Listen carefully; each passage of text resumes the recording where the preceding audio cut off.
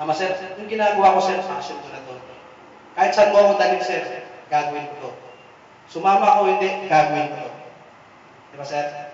Kasi ang pagtulong sa kapwa, galing sa puso.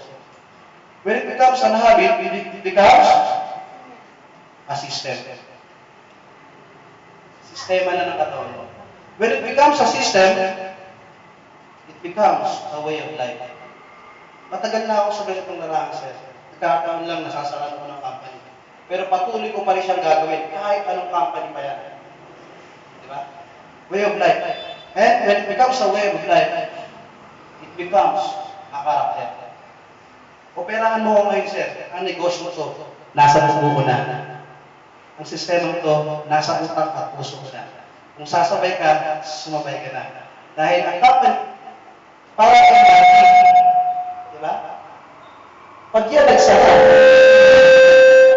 Di ba, sir? So, congratulations, sir, sa pakikinig. Ikaw lang yung